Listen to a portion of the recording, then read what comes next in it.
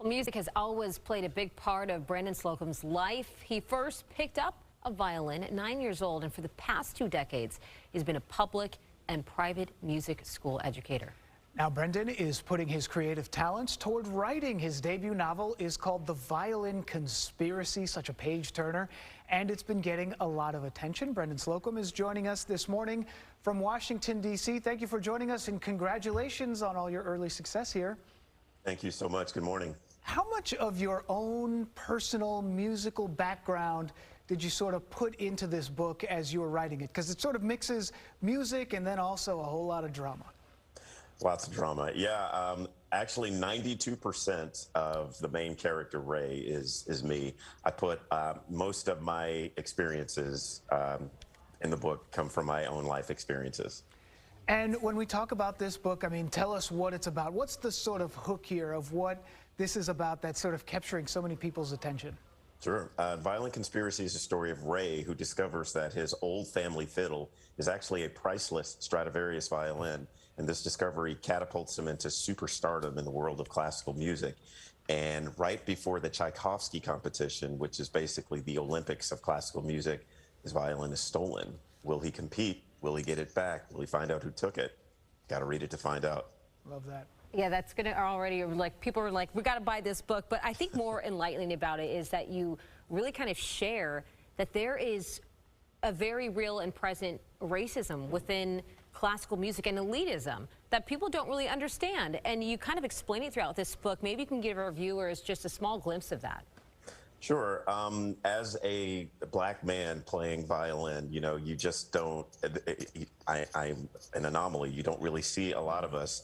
But I want people to understand through this book that people who look just like me are totally capable and just as competent as anyone else.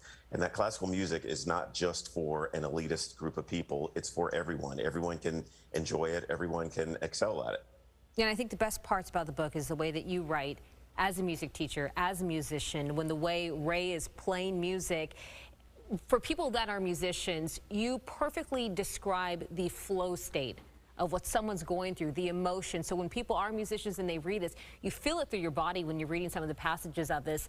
And even better, for people that are not musicians, you kind of get this understanding and this idea when people love music, what it feels like to be going through that flow state. That was the intention. When I was writing, I would I would let non-musicians read it.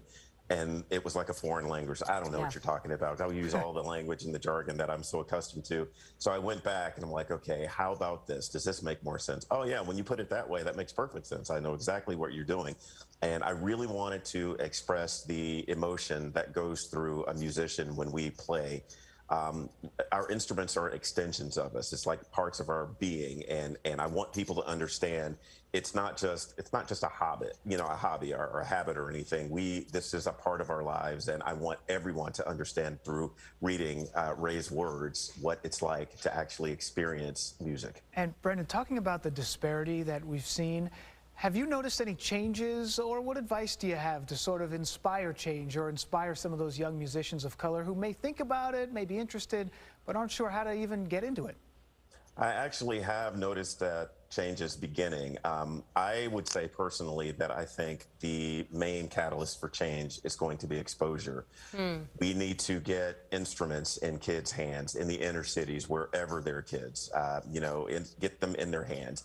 Instead of just going to a symphony performance once a year, let's take them once a month. You know, put the musical instruments in their hands. Let's play music in the hallways. Let's play classical. Let's play bluegrass. Let's play hip hop. Let's play rock. Play everything. They should be exposed to everything, not just one certain type of genre. Just because, well, you live here, so this is the type of music that you should be enjoying. No, let's expose everyone to everything. I think exposure is the key.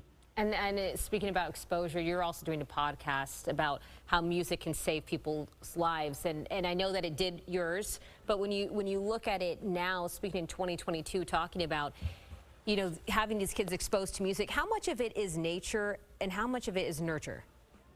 Wow, that's a good question. I think it's 50-50. Music is such a powerful force, and I don't know that people are really aware of how truly powerful it is. music is the only thing that you can go across the world and not speak the language, but you could play an instrument or play music and you'll have an instant connection. It really does save lives. It saved mine. You know, it kept me out of trouble. It kept me out of prison. I'm practicing instead of running the streets. I'm going to a concert instead of breaking into someone's house. It's, you know, it took me to college. It took me around the world. So just, you know, everyone, dive deep into what's going on in music. It's more than just a hobby. It's more than just something to snap your fingers to. Podcast is awesome. I talk to so many people who have had similar experiences to mine, and it's like, yeah, the same story. It's the exact same thing. Music is a life-saving force. We love it. Well, The Violin Conspiracy, a novel by, you're hearing him now, Brendan Slocumb. We appreciate having you on the show, and good luck, and so excited for you for more things to come. Thank you, guys. Appreciate it.